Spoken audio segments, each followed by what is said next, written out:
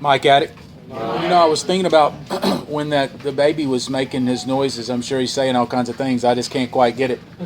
That's what newcomers are like when people who have timeshare. That's what they hear. I mean, it must be, right? Because nobody stays, practically.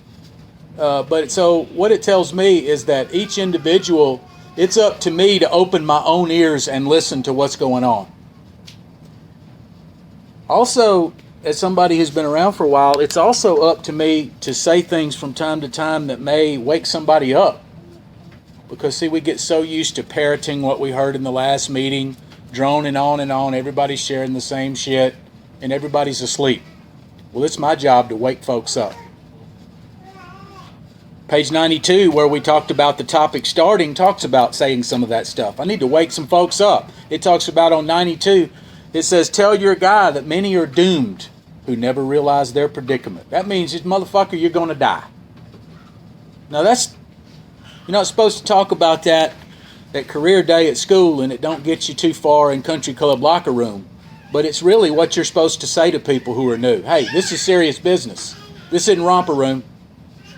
And some people may get upset at that. Shit, I've had 4 or 5 people all run back to the halfway house and sit at the gazebo and trade their medication and bitch about all night about what Mike shared in the fucking meeting. But you can goddamn well know they fucking heard me say something.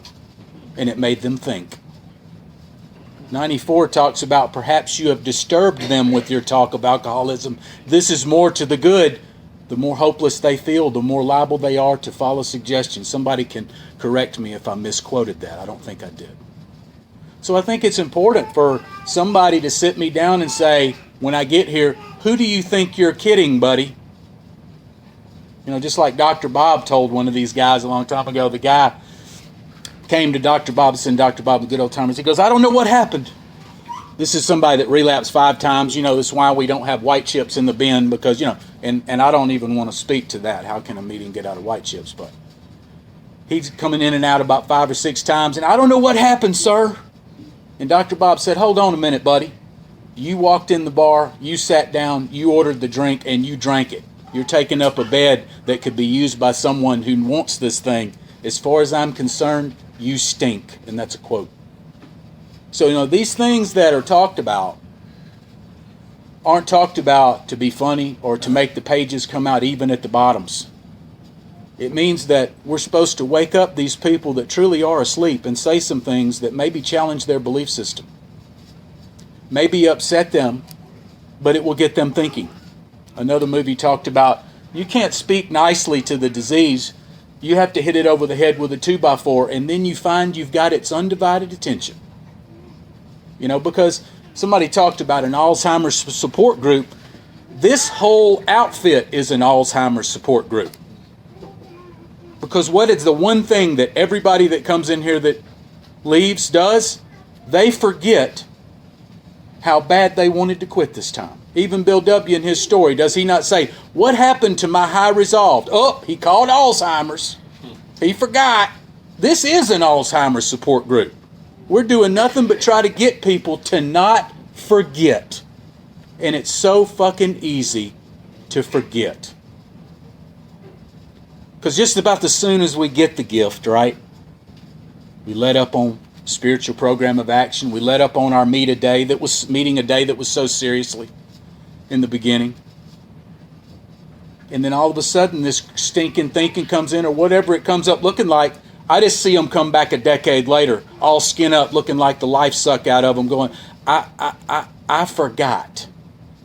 They may say it in different ways, but what they're saying is, I caught AA's Alzheimer's. And I need to keep coming to meetings to keep from catching AA Alzheimer's. You hear what I'm saying? I don't care if anybody in here is upset at something I've said. All you can do is get upset because I've backed everything up with the book. So you can just sit there and have a fucking resentment and go back to the fucking halfway house and scream and yell. But I will still be here a decade from now, sitting in the same fucking spot in here, same bat time, same fucking bat channel with the same bat message. And that's, my friends, is called consistency.